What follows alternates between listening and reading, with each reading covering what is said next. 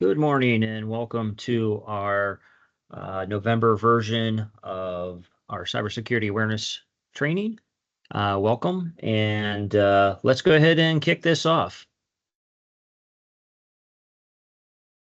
So today, my name is Brian. I'm the CTO here at PCA Technology Group. I'm also a certified hacker, basically ethical hacker. All that means is that I know how to do a lot of this stuff, all of this stuff actually, but I do it to help protect companies versus doing nefarious things that would lend to more illegal activity. So that's really all that means.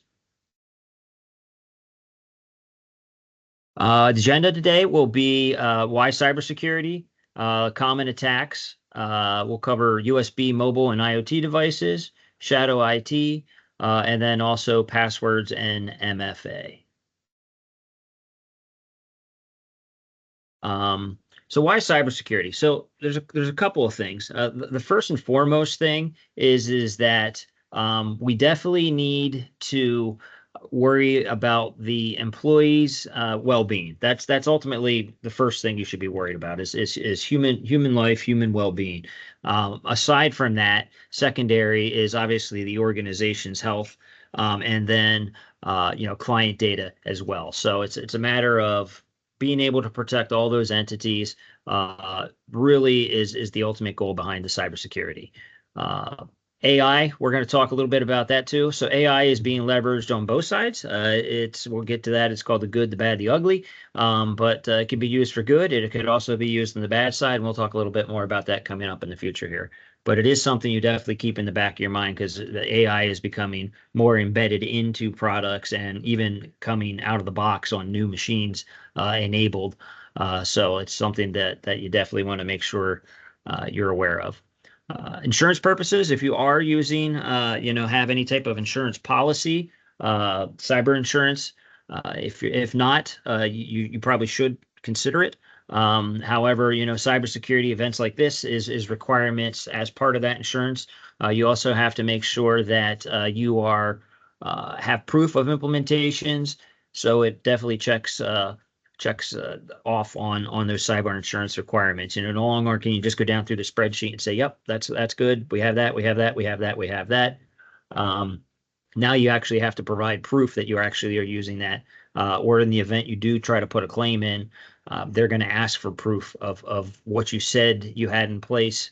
And if you can't provide that, the claim will probably be denied, and then it's going to be unfortunately on you. So. And then the very last part there is compliance. A lot of companies definitely have issues that they have to make sure they're in compliance.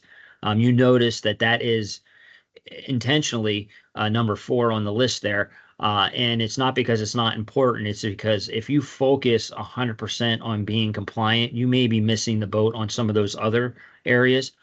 So what I always advise clients, if I'm in working in a security capacity for any way, shape, or form for an organization, if you follow those rules up front, organically, you're going to be 90 to 95% on the compliance side anyways, organically. And then you can touch base on whatever the missing pieces are to make sure that you're 100% compliant then. But focusing just 100% on compliance, you're not necessarily doing security for the right reason then. And that's something to be aware of. Excuse me. Cybersecurity. So whose problem is it? So a lot of people think when we ask this question that, oh, well, whose issue is this? It's my IT's.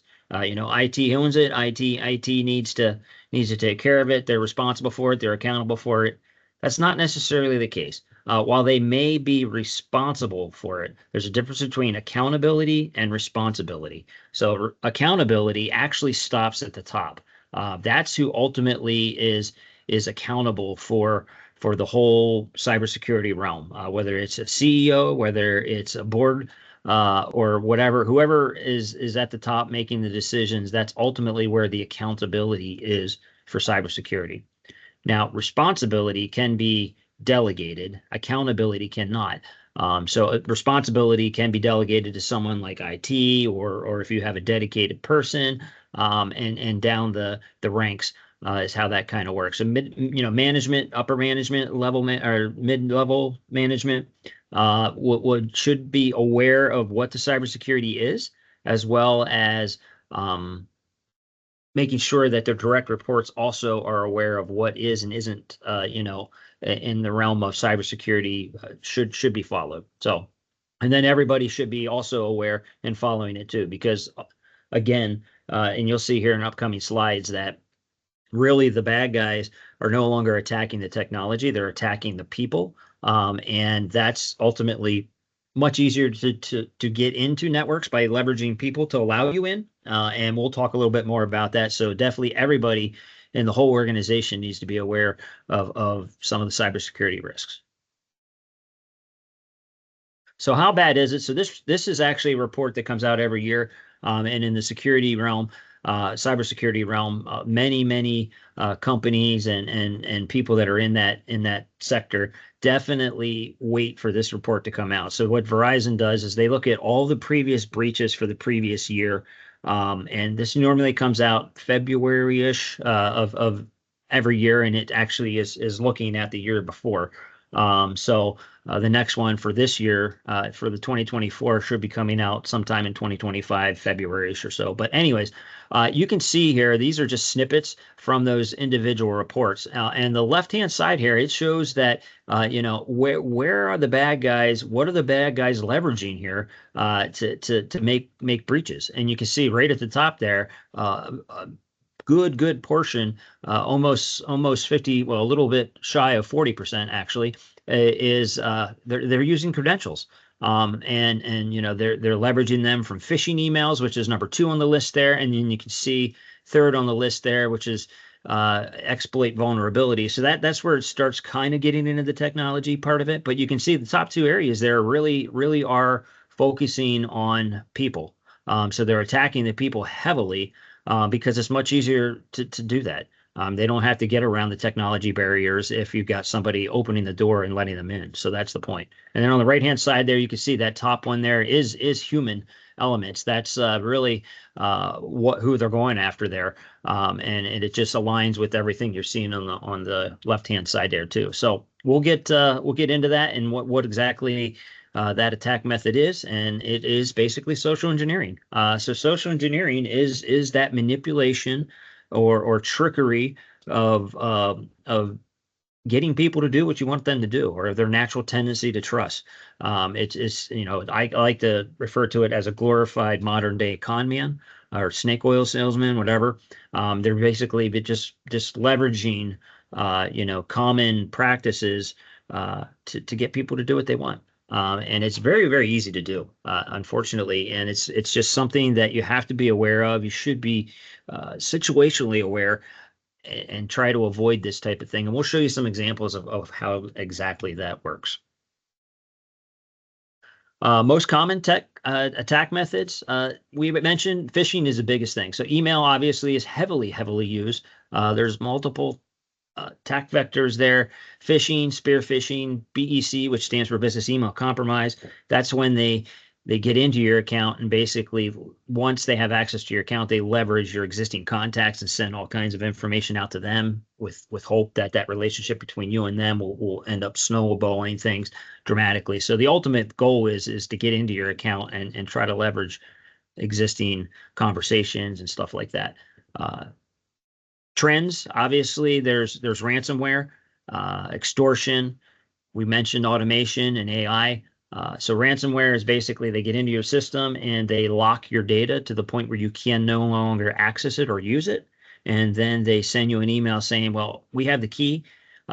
We hopefully have the key, and we want you to pay X amount of crypto for us to give you that key so you can hopefully unlock your data. Now, in most cases, they're honorable thieves, if you want to call them that. The key usually does unlock the data. So it's one of those situations where you're putting a lot of trust, because there is no guarantee that it would do that. But for the most part, they are somewhat honorable and try to stick to truly unlocking the data if you pay the ransom. if it comes to that. The other thing is extortion, where they might steal your data and then threaten to post that on the dark web or release that to the dark web. And they ask for some sort of cryptocurrency to keep them from doing that. Sometimes they do both. Sometimes they steal your data and they ransomware you, and they try to get you going on both sides, so they double their investment. So it's just something to keep aware of. The whole point is to try to avoid this in the first place, so you don't fall victim to any of that. Social media can be leveraged. You can get a whole lot of information about people on social media because we are just a chatty bunch nowadays. And everybody likes to tell everybody else where they're doing, what they're doing, their beliefs, their current ongoings, all that stuff. So you can get a whole plethora of information from social media, and it can be leveraged against you. So, if you're physically being targeted, social media and your habits and posting on social media is going to be your Achilles heel potentially. So just keep that in mind. The WHO, a lot of times it's criminal groups, could be hacktivists, could be nation states even. It could be insider threats too. Typically that doesn't happen, but there was some cases previous year, last year, that the bad guys enticed somebody in the inside to let them in on the premise that they were going to give them money out of whatever they got. And they got caught very quickly. That happened at Amazon and Verizon. And it was one of those situations where they got caught, and obviously it's a federal offense. So now they've got a federal felony record. That is something that you also have to keep in mind. But it does occasionally happen. Attack vectors, normally it's through the internet.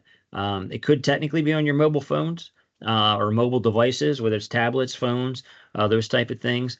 Rarely is it physically on site, but if you are a large company that is a juicy target, you have to keep in mind that physically, you could be a physical target where they're physically trying to, whatever, breach you or do whatever, from your physical location. So it is something else that you have to keep in mind.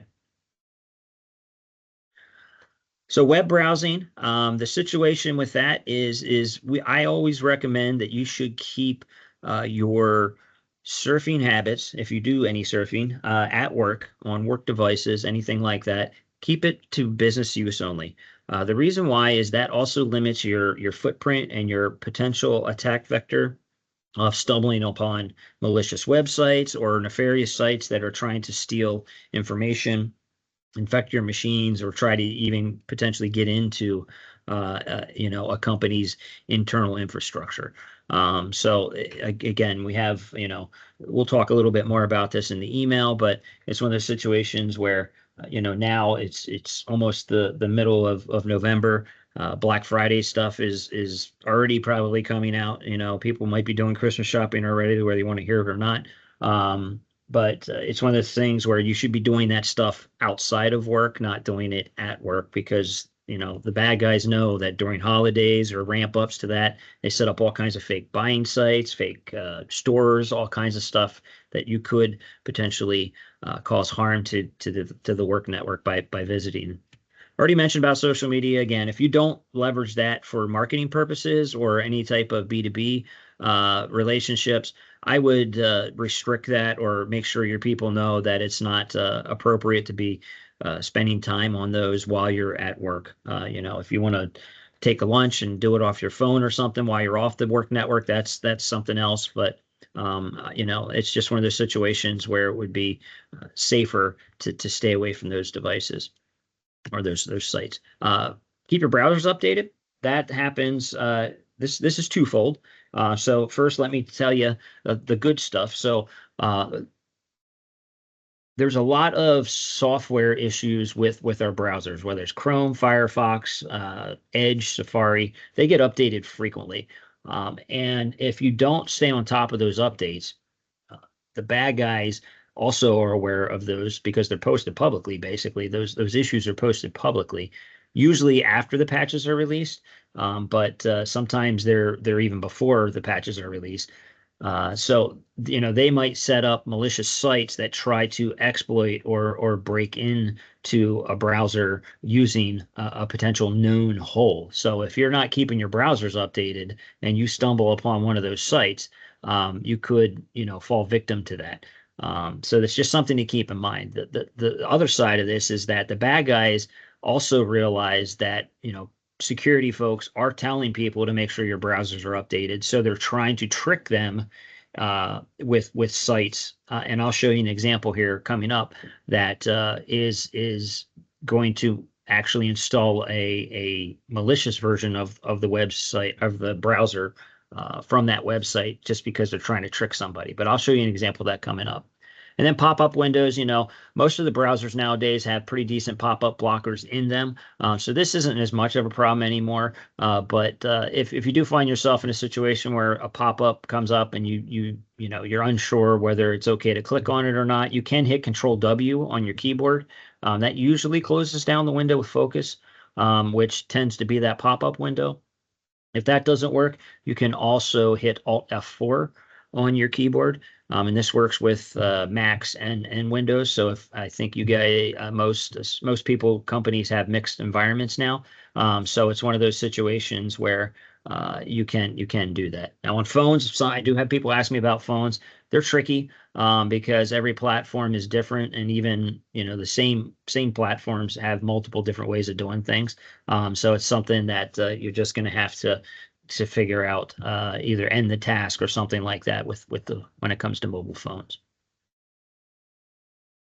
So there's something else here, and again, this in our field, in the IT field, we love our acronyms. So this is something called a BITB attack, or browser in the browser attack. And this is a situation where this is twofold. So this is leveraging something called federated SSO. Again, there's acronyms. This SSO stands for single sign-on. And what that is it's a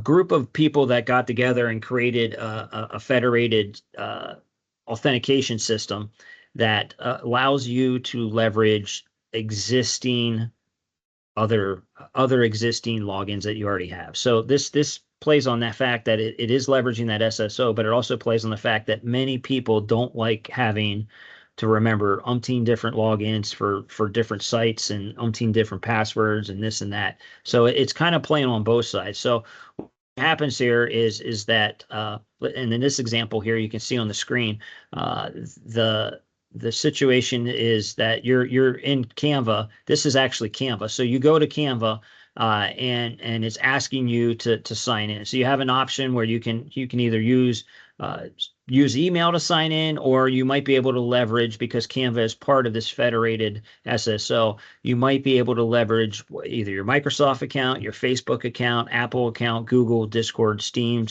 types of that thing. So in this case, this is an example of that you're going to leverage your Google account. And what that's going to allow you to do is to use your existing Google credentials to log into a completely separate site, which in this case is Canva, but you're using your Google credentials.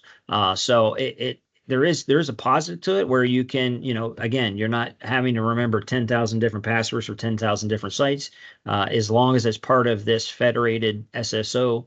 The site is, then you could leverage an existing account that you already know what it is. The problem is that the bad guys also know that people are starting to leverage this heavily, and they've set up fake versions of this. So if you happen to stumble upon a malicious site that is leveraging these fake versions of this, you could fall victim very, very easily, because it's extremely hard to visually tell the difference between the real version of this and the fake version of this. And I'll show you that in an upcoming screen here. So in this case here, we'll start at the upper left-hand corner. This is leveraging Facebook for logging into one of these sites. So what happens is, let's say you go to Canva. Canva is going to open up, and you're going to hit, okay, I want to log in with my Facebook account, and then one of these two screens here is going to pop up in the center of that screen, and basically say, okay, put in your Facebook credentials. So in this case, you can see the ones labeled phishing, the ones labeled real. If you start looking at this visually, everything in this section here looks like it would be the same in the real one. So the next thing is okay, let's go up to the URL. If you look at this URL here and actually look at it the whole way out, it's going to match the real one to a T. So they match. Some tech savvy people will be like, oh, well, let's look at the padlock. Well, the padlock is there. It shows it's locked. If you actually click on that, it will show it's actually a Facebook certificate, and it will match the exact same one on the real one. So again, you will not visually be able to tell the difference if you stumble upon a malicious site when the phishing one from the real one, in this case. The bottom right-hand corner is the exact same thing. Again, this is just now using Google as the sign-in source. Now on this one here, there is a slight difference visually. This one does have create an account on it. On the phishing one, the real one doesn't. You wouldn't really know that unless they're side by side like this. And it actually, if you look at that URL, it actually does point to Google, so that wouldn't raise anything in the Spidey senses either. And again, if you look at the URL on the fake one, it actually matches to a T the one on the real one, and the padlocks are both there as well. So it would be something that you would, again, they both say Google, and visually you're never going to be able to tell the difference between the phishing one and the real one. What you can do though, is that if you do leverage this and you're not 100% sure whether it's the actual real version or a potential fake version that you stumbled upon, what I want you to do is if you just go and grab the bar at the top here and try to drag that window. So what's going to happen is, obviously, let's just say this is going to open inside of a browser window. And inside that browser window, I want you to grab that pop-up that shows up for the login, grab that top bar, and try to drag it outside of the borders of the browser window that's in the background. If it allows you to break the borders of that browser window and actually probably pops up on your desktop behind, that is actually the real version. If it actually stops at the borders and won't let you break outside of that existing browser window, so it'll basically stop at an edge here if you try to drag it off. There's potential that is actually a fake version. And it's because the reason it will work, even though if you stumble upon the fake one, it will work and allow you to log into that. But it's actually sending your credentials also to the bad guy. So you're effectively giving your username and password away. And the reason why it won't break outside of those boundaries is because this window on the fake one is not actually a pop-up window. It looks like a pop-up window and it's designed to look that way, but it isn't. It's actually some code in the background. It's called an iframe, and the iframe will not allow you to break outside of the existing borders of that browser window. So that's one way to test if you do leverage this. So just be aware of that. Excuse me. This goes back to the browser updates. The clear fake attacks is what this is called. And basically, this is where you stumble upon a site that looks like, you get to a site and it says, oh, hey, you need to update your browser in order to view this content, like in the first one here. Or you need an update, again, to view the content. And same thing over here. You stumble upon one of these pages and the actual web page is telling you that your browser needs to be updated. So this is, the first one's Edge, the middle one's Chrome, the last one is Firefox. First of all, when you go to visit a website, it's not going to tell you that you need a browser update. What happens is they're enticing you to click on one of those download links, and usually it's either downloading a piece of software that isn't even a browser, it's malicious software, or it could be a version of the browser that is potentially compromised by the person who set up these fake sites. Usually with browser updates, they're going to show at some point or another either an up arrow or some kind of marking up in these areas here where the three lines are, the three dots on Chrome. and then the 3 lines again on Edge. They're usually up in that section there. It'll show you with an up arrow or saying there's an update available or something like that. That's where you look to see if there's updates. And those are okay, but any type of web page that's going to show that is probably not legitimate. So just be aware of that, because the bad guys are trying to trick people that way too. So with that, we'll go jump into email tips. So much like the browsing tips, email is the same thing. Don't mix your business email with personal usage. Again, biggest time this happens is during holidays. Don't be using your business email for coupons, for shopping, for any of those type of things, gym memberships, any of that type of stuff, because the bad actors like to send fake shipping notices, fake payments, fake whatever, all that type of stuff. And if you don't do that in your business email, you don't even have to think about whether it could be legitimate or not. That's the whole point, So if you completely keep your personal life out of your business email, and you see there's an Amazon purchase, you don't ever do any Amazon purchasing with your business email. You know right away. You don't even have to think about, is this real? Is this not real? And that's the point. You don't even have to think about it. You just click it, delete it, goodbye. You just delete the email. You don't even have to open it. So if you are mixing your business and personal habits together, then you've got the potential of, okay, well, now I have to open this. Well, now it has an invoice. Okay, well, do I open that? Is it malicious? Is it not malicious? That's the type of thing. By keeping those two separate, you can eliminate a lot of those. The other thing too is never click on, I always say, don't click on links that are embedded in emails. So if you get a link, an email that has, a link in it or whatever, if it's not something that you were expecting, what I want you to do is actually open up a brand new browser. Let's say you get an email from a bank or something, your bank saying, we noticed a deposit or a withdrawal attempt or whatever. Please click here to confirm that. Instead of clicking on that link, what I want you to do is open up a brand new browser, go to your bank site, whatever your bank is, and then log in there. And if you do that, somewhere in your message system or somewhere after you log in, it's going to ask you, if that actual email is legitimate. It will ask you to verify what that email is saying. So, and I'll show you an example of that in the next slide here. The other thing too is that be cautious and aware. If something doesn't seem right, or you're getting a gut feel that something just doesn't feel right or look right, go with your gut. Or bring somebody else in and just bring it to someone's attention. Whether it's if you're a client of ours, you can reach out to our support. If you have an internal person, reach out to them. Just say, hey, can you look at this? This just doesn't look right. Always bring somebody else into the mix instead of just blindly following something that could potentially cause harm. So just be aware of that. So here's an example of a phishing email. This one appears to be coming from Microsoft. And this is saying, hey, your password's expired.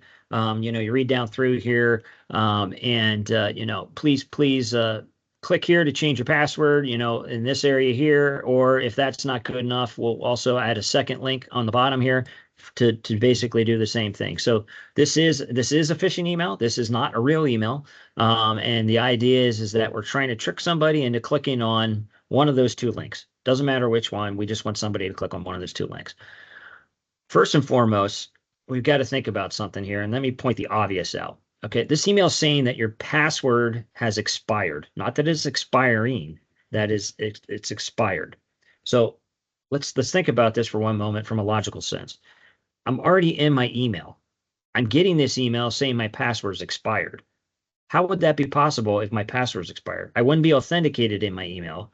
I wouldn't be getting this email telling me that my password is expired. That's the first logical step to take. If it said expiring, I would buy it a little more maybe.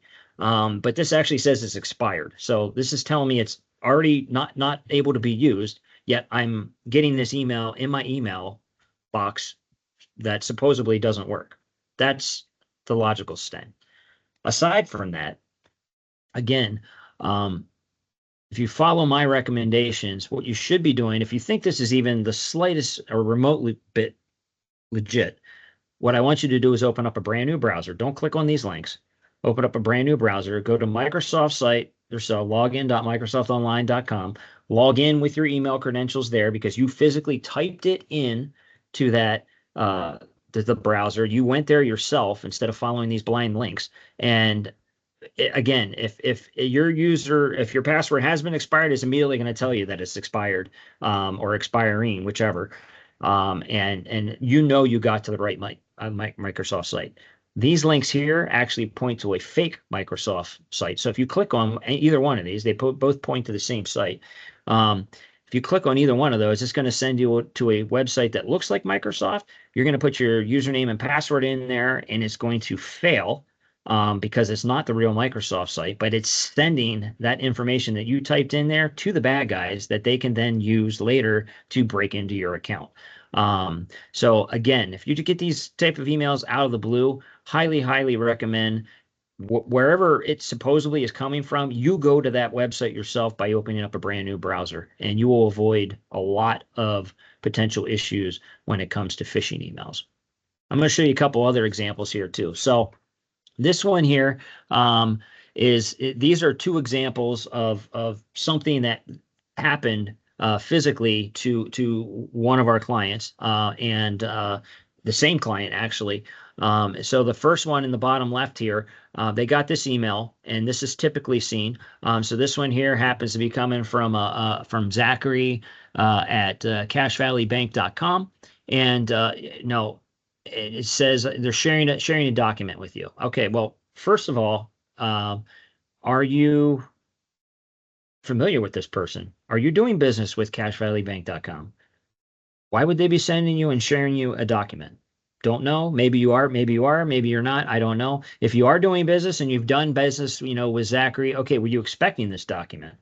Was he supposed to be sending anything to you, or did it just magically show up out of the blue? Because there's a possibility that maybe you are doing business with this person, or have in the past, and his email account got compromised. That goes back to that business email compromise thing. And now they're sending out this type of information to everybody that they've ever had in contact with, and trying to get them to fall for the same trick that apparently maybe this guy maybe fell for in the first place. So that's the first way to kind of break down one of these emails, and determine, is it real? Is it not real? Are they trying to trick me or whatever? The second step is, if you even get past all that stuff and still don't know, you can hover over this actual PDF link. Well, in this case here, again, this is Cache Valley Bank, and this is going to polarisoffice.com. If you hover over that, it shows you the URL. Now, that isn't always 100% accurate. But in this case, it's pretty obvious that isn't going to cashvalleybank.com. And why would I be opening up a document that's hosted on polarisoffice.com? That you wouldn't. And unfortunately, this person that got this email didn't go through these checks, and did click on that. And unfortunately, what it did, it sent them to a fake OneDrive account thing that basically stole their Microsoft credentials, and then got their email compromised, which is probably what happened initially with the guy from Cache Valley Bank. So it's just one of those things that you got to kind of step through some of this if you think something's kind of odd, or you just get these things out of the blue, because or the other thing you could do is also, if you do business with Zach, call him. Pick up the phone and go, hey, I just got a document from you. I wasn't expecting anything. What are you sending me here? It's kind of looks kind of weird, out of the blue. That's the other thing too, if you are physically doing business with that person. And then in the upper right-hand corner, this is again the same company. This went to a different user, but in this case here, they're saying that you have to change your password, and this is now coming from it's not even coming from Microsoft.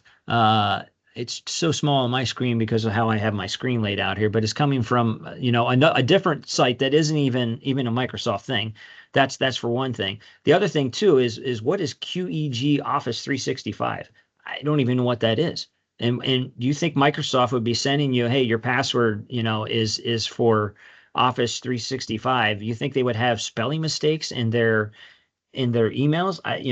It's common sense stuff that you got to kind of look at it. And the other thing too is, keep my current password. So this is again a hyperlink. So they're enticing you, even if you get past all the Spidey sense stuff at the top here. You get down to the keep my current password. If you hover over that, well, now it's sending you to TikTok. I'm going to TikTok to change my Microsoft password. Are you kidding me right now?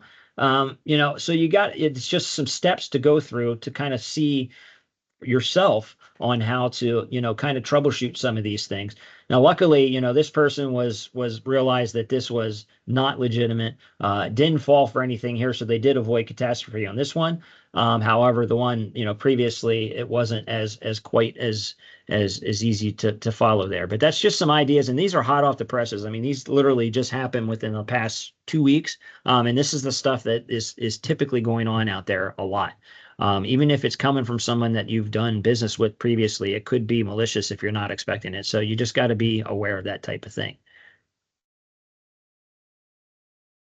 So spear phishing, this is also a little more targeted. This goes after, usually targets your HR.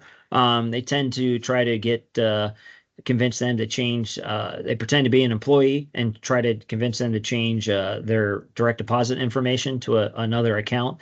If you don't have policies and procedures in place where you verify that in person, verbally, in writing, or you physically call the person at a known number to verify. Don't ever just blindly follow these email requests, because if you do, what's probably going to happen, you're going to realize come payday that the employee that you thought you were changing the direct deposit information for comes knocking or walking into your door saying, "Hey, I didn't get paid this week. What's up?" And you're going to say, "Oh, well, you told me to change your direct deposit information," and they're going to be like, "No, I didn't," and you're going to realize that you've been duped. So you're going to be out the money, because as soon as that hit the account that it was changed to, that account was closed. That bad guy's gone with the wind because it was probably opened with stolen identity in the first place. And now you're going to have to reimburse the real employee for the payroll that you erroneously sent to somebody else. So just be aware of that. And then there's whaling. So this one also is typically pretending to be a C-level folk, targeting either direct reports or someone that works underneath them. In this case, this is someone pretending to be the CFO, reaching out probably to someone in the billing department or whatever finance department, saying, "Hey, I'm out of the office. Can you perform a wire transfer for me today? Or can you go buy me some Amazon gift cards or eBay gift cards," or something of that nature is usually the ploy. Uh, you don't, any type of financial requests, you do not want to blindly follow when it's just done via email. Always, always, always verify those things. Either get up and walk over to the person's office saying, "Hey, did you really ask me to go get gift cards?" Or or pick up the phone at a known number, again, something that you already have documented, and call that person individually and verify that it's truly them making this request, because you could inadvertently send money or buy gift cards to a bad guy, and you'll be out the money, unfortunately. So consent phishing is another thing. So the bad guys realize that folks are getting a little more smart in picking up on some of the regular common phishing attempts. So they've changed their methods to start using this. Is called consent phishing. And basically what it is you might visit a malicious website, and this will pop up in the screen saying, "Hey, there's an application that wants permissions to your Microsoft account or something." And if you're not careful and you don't really read through this and you blindly hit accept, you are effectively opening up your entire Microsoft ecosystem to the bad guys who set up this application. They don't need your username, they don't need your password, and it also bypasses MFA if you happen to be using that.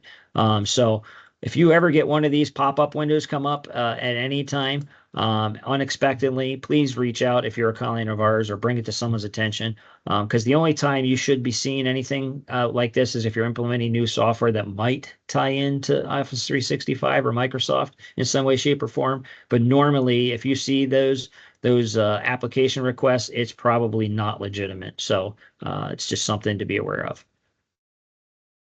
Quishing, that's with the QR codes. They're nasty little buggers. They become quite popular back with the pandemic, and it's still being used heavily. The problem with them is that unlike regular URLs that are links, you have no idea where you're going. You have no idea where this code is sending you, none whatsoever until you get there. Even if you scan it, your phone isn't even going to show where it's going because it's usually a shortened URL, so it doesn't even show you the true URL without actually physically getting there. And by the time you get there, it could be too late. I'm not saying there isn't legitimate uses for these, but these are very easily can trick people and send them to wherever you want to send them to. So just be aware of that and be on the lookout for that. AI.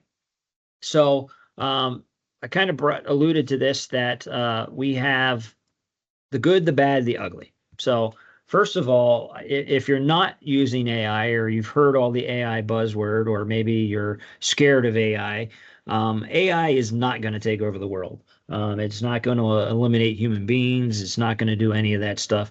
It's just we're not there. So, take the paranoia out of AI, and we'll look at the good first. So the good is it can increase your productivity if it's leveraged in the right ways. Usually we're talking about things, mundane tasks that are just something that a human doesn't want to do in the first place could be automated by artificial intelligence, and allow you to increase efficiencies and productivity using that type of automation. So is it going to replace some jobs? Potentially, yes. It's not going to replace everyone's jobs. And the jobs it is replacing are probably jobs that a human being really doesn't want to do in the first place and only does it because they have to. So that would be my take on the good. On the bad side, because of the efficiency of AI, it can be used for nefarious purposes. So the bad guys, it allows unskilled bad actors to potentially perform attacks or perform tasks that they don't actually have the knowledge to do.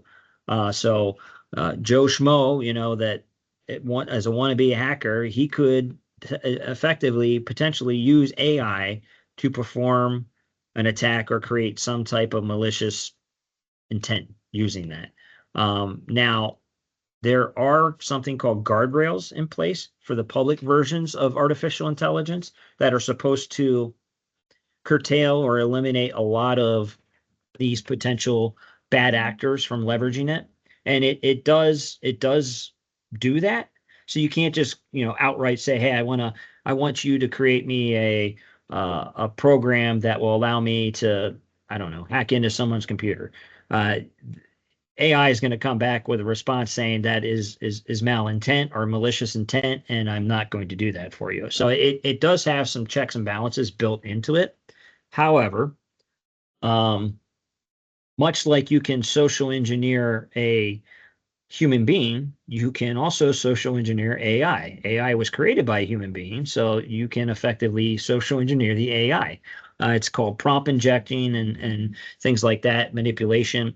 And basically, instead of asking the question outright, you break that ultimate, whatever it is you're trying to do, you break it down into bite-sized pieces and ask it, building off the question that you asked it before. And if you do it in such a way, you can get around any of the guardrails that are in place, and it will actually eventually get you to the answer that you would have gotten if it would have allowed you to ask it outright. So it's something that you just have to be aware of, that the bad guys can leverage this. The other thing too is that while the public versions of artificial intelligence are guardrailed, there are dark web versions of this which aren't publicly available in the dark web that are completely unhandcuffed. You can ask that anything you want, and it will spit out the answer because there's no guardrails on those.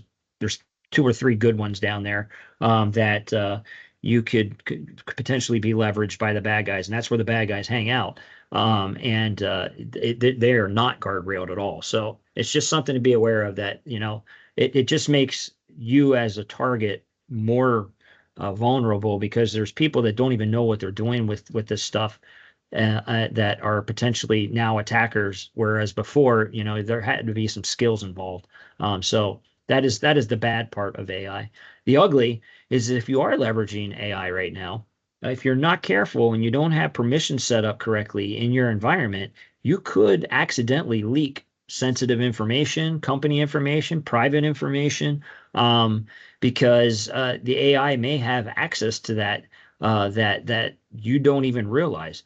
If you don't have the correct permissions locked down and you have AI running in your environment, it could very well index every single file that is in your environment. And if the permissions aren't set up right, a regular user may be able to say, "Oh, hey, why don't you show me the current pay rate for XYZ employee?" And it could very well spit that information out if you're not careful. So you definitely need to be aware of that. If you do leverage it to maybe do documents or emails and things like that, I highly recommend redacting any type of sensitive or private information before putting that email into AI, just so you're not accidentally, leaking someone's potential name or private information or things like that while you're using that. So just be aware of that. So some anti-phishing tips, again, I'm gonna drill home on the never click links in emails that you weren't expecting. And what I mean by that is sometimes maybe you do go change your password legitimately. You might get an email saying, "Hey, did you just change your password? Click here to confirm," or you just signed up for a new login or something. Click here to confirm your subscription or whatever. Those type of emails I'm not talking about because you were expecting that. But if you get those type of emails out of the blue and you didn't do that, anything that would necessitate that coming back to you, that's where I'm talking about. Always open that browser and go to the site yourself. Any type of financial request, make sure that you're verifying the authenticity of that. Call the person, go see the person, whichever. Always make sure of that. If you're not using external banners, make sure you do use external banners. Basically, this is a feature that you turn on, and any email coming from outside of your organization would have this yellow box on it saying, "Hey, this is originated from outside your organization." That is very helpful, very handy visually, to stop some of those fake attempts of someone pretending to be CFOs or CEOs or whatever. If you get an email from an employee and it has this banner on it, that's a big red flag that you better not be interacting with that email or doing what that email says. Because if it was truly from your employee, it would not have that banner on it. It would be coming from inside your organization, not outside. So, very quick visual way of doing that. And it also is helpful on cell phones too, because I know a lot of people look at their email in there and that also shows up pretty heavily. So if you do see something that's off, make sure you report it before interacting.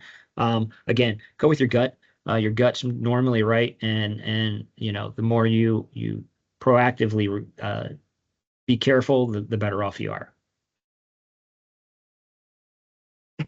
Excuse me. USB, mobile, and IoT devices. So USB obviously is the little flash drives that people used to use. Not so heavily used anymore, but occasionally still people use them. If you ever find one of those laying around, please, please, please do not plug that into your machine. It's could potentially run something automatically by just plugging it in. So just don't do that. Give it to somebody that if you're a customer of ours, wait till our engineer comes on site, give it to him. He'll bring it back here, and I would probably end up on my desk. I'll look at it. But just don't blindly put those in your machine. If you are leveraging them to move files, so that tends to our CAD customers. Sometimes files are really large. They leverage those. And it's one of those situations. If you do use those, make sure you're doing virus checks, wherever you're taking the data off of and putting the data onto. Just make sure you're doing virus checks and your software is up to date. Never blindly accept electronic devices. That show up at your doorstep that you didn't order. This is a very, very easy way to get into a company. If you are physically being targeted, I'll send you a smartwatch or a Lexus or an iPad or whatever, wireless router, and all of them have built-in back doors on them. First thing you're gonna do is be excited. Oh, look, I got an iPad. That's great. The first thing you're gonna do is connect it to the network, and now I've pretty much got inside your facility without doing anything except spending a couple $100. Well worth it if the ransom is in the millions. So just be aware that it's super easy to do, and well worth the money and the investment. If you didn't order it, I would be very, very cautious about doing anything with it. If you are using IoT devices, this is not only at work, but at home, you should run those devices on separate networks. IoT devices, your TVs, your Nest, your Rings, if you have security cameras, all that stuff should be on a separate network from what you use to use the internet on your machine. Because if you're not updating that software in all those devices, and I'll pause because everyone's like, wait, I'm supposed to update that stuff? Yeah, you are. Because the manufacturers aren't doing it for you. It's up to you to do it. You have that stuff running on your network, and it's not necessarily being patched or updated. So, if there's a vulnerability there that can be somehow reached from the outside, um, you know, your machine that you think is safe inside your home may not be so safe. And now I do also realize that, from a home standpoint, many homeowners don't have the technical capability on how to do that. My advice there is to, maybe a family member or somebody can maybe help you isolate some of those devices that might have more technical background. But in I'm pretty paranoid because I do this for, my job, obviously.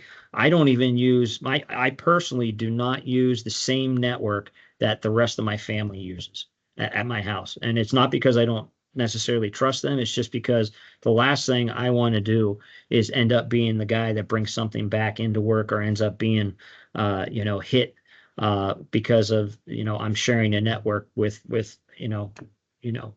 rest of my family or the rest of the devices in my house. So I actually have like 4 different networks in my home. One for my IoT devices, my TVs, and all that stuff. I do have a camera system that's on a different network, even separate from my IoT. And I have, the network for my kids and my wife and kids that they use, and then I have that one secured one just for me. So it's just something that I do.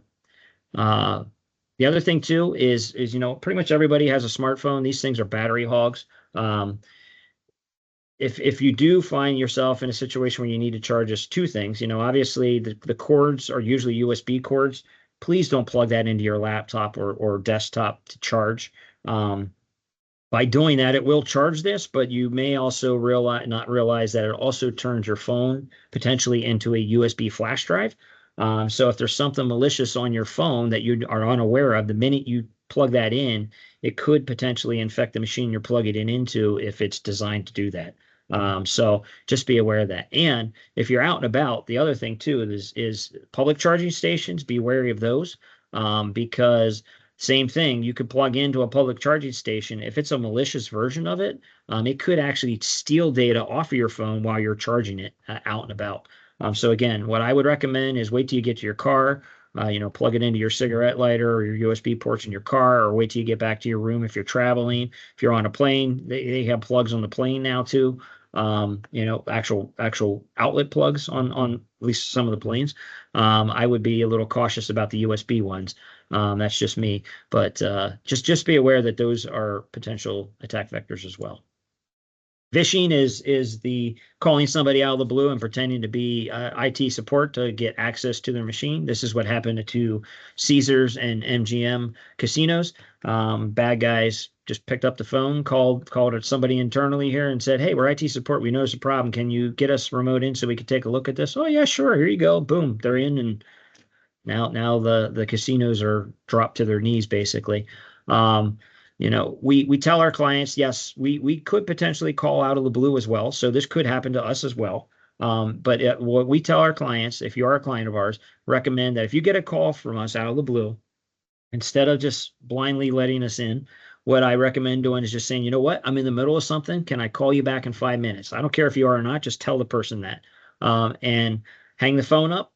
Wait 5 minutes, pick up, call our office number, not some number that they give you. Call our office number. That'll get you into the support queue, and then ask for that individual that called you. That way, for a fact it's us. You know for a fact that that is an individual that physically works for us. So that's one way to avoid that. Smishing is texting, SMS texting. Typically, it starts out with, "Hey, had a great time last night," or "Hey, this is Bill. I changed my phone number. This is my new phone number." If you're getting this stuff out of the blue or you don't recognize the numbers, or you think, if you have a friend named Bill, reach out to Bill at the number he had before blindly just accepting the fact that that is Bill, and don't interact with any unknown number text. you're going to find yourself down a rabbit hole you probably don't want to go down and end up with all kinds of illicit photos and stuff that you probably don't want to see. So if you get a blind text out of the blue, best thing, if you don't recognize it, block it, don't interact with it, move on. So shadow IT, this is something that is not, it's a concern, but it's also something that doesn't always have malicious intent. So this is using devices, software applications, and services without authorization from the company or IT. Typically, we see this in software, maybe it's a PDF reader. Maybe you need to open up a PDF and you don't have a PDF reader installed. You don't have Adobe or whatever installed on your machine. So what's the first thing you're going to do? Oh, well, I need to open this PDF. I can't open it. So I'm going to go to the internet. I'm going to Google or Bing, whatever, go PDF. How do I open PDF? First thing on the screen is going to pop up, show you a nice handy dandy link. You're going to download that, install it on your machine. Now I can open it. Great. That's a piece of software that you put on there potentially that may or may not be malicious and was not authorized by the company. That's examples of what I'm talking about. Or maybe you need to see a picture that, is in a certain ending extension that you don't have software to open. So how do I open XYZ? Okay, hey, here's a piece of software, download it, boom, good to go. Oh, well, is it authorized? Is it not authorized? Don't know. Is it malicious? Is it not malicious? Don't know. Need to run that through the appropriate people and ask permission before installing any type of software that didn't come with your machine already, just to make sure that there's no ill things being downloaded and put on there. Another thing is remote access. Sometimes, I want to work from home this weekend and I'm going to put, go to my PC or whatever, log me in or whatever it is on my work PC so I can just hit it from the outside. Do you have authorization to do that? Does the company know you're doing that? That's something you got to be aware of because now you're punching holes from the outside into your internal network that maybe nobody even knows about. So it's just something that you got to be aware of. That's, again, shadow IT is what it's called. Cloud apps. Maybe, I got to email this image or this drawing or this document or whatever. Oh, damn, it's too big. I can't email it. Well, what do I do now? Well, I'll just send it to my Google Drive or I'll send it to my Dropbox, my personal Dropbox or Google Drive, and I'll just do it from there or whatever. Okay, well, now you're sending company data to a personal OneDrive that the company knows nothing about that you even did. Again, it doesn't mean you're malicious. You're just trying to do things to avoid, maybe there's roadblocks in place or something. So it's just something to be aware of that you should be asking authorization before doing that. This is common. It happens a lot, unfortunately. Sometimes there are security protections in place that are in place and you are deliberately circumventing them. And it's not necessarily that you're being malicious by doing that. It's the fact that the existing security protection measures are too strict, maybe. Maybe you run into that. The classic example is that file size thing. Maybe you have a lot of files that hit that you can't email them because they're too big. Okay, well, maybe you need to bring that to someone's attention. Hey, I constantly keep getting this, and maybe it's too small. If you deal in a lot of large files, maybe just opening it up just a little bit might be the answer to solve that problem. And now you don't have to worry about sending it to your Google Drive or anything. So you need to talk that stuff through. Just because shadow IT is happening doesn't necessarily mean it's always malicious. It just could be, maybe there's stuff in place that need to be relaxed a little more because it was put in place without asking people that actually do the work. So passwords, our recommendation is 14 characters at minimum. So 14 characters long. It should include a special character, also should include an uppercase and at least a number. Obviously, you're never going to remember logins and passwords for every single account that you have. And God forbid, should you write them down on a piece of paper and tape them to your monitor like many people do, or to the bottom of your keyboards or whatever it is that you do, get a password manager. There's a couple here, 1Password, Dashlane Keeper, Bitwarden, Proton Pass. Those are all good password managers. If you're using LastPass, I can't in good faith recommend that one at this point. At some point, I will in the future. They're still trying to recover from some of the problems that they've had in the past, and I just don't recommend that one right now.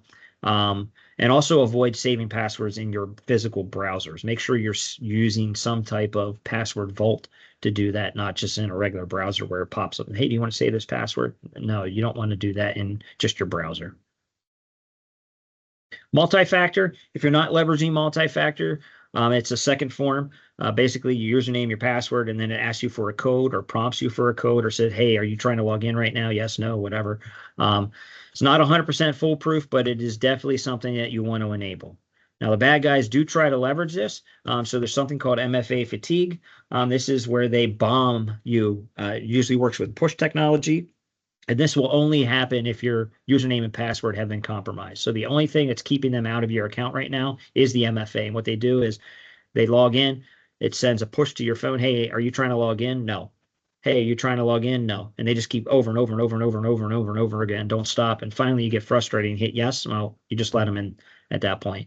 Instead of hitting yes, what you need to do is figure out what account is prompting you for that. Are you logging in?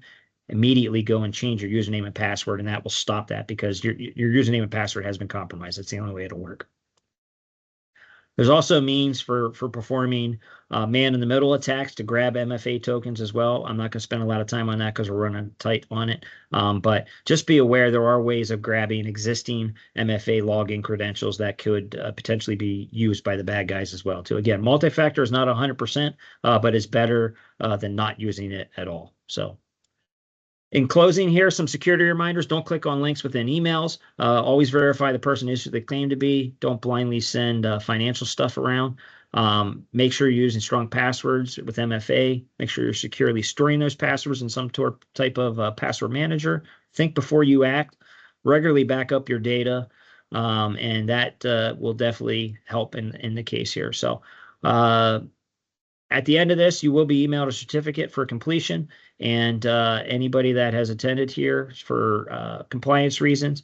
So I thank you for your time. I don't see any questions in the chat here, so I will go ahead and end this. Thank you for your time and enjoy the rest of your day. Take care.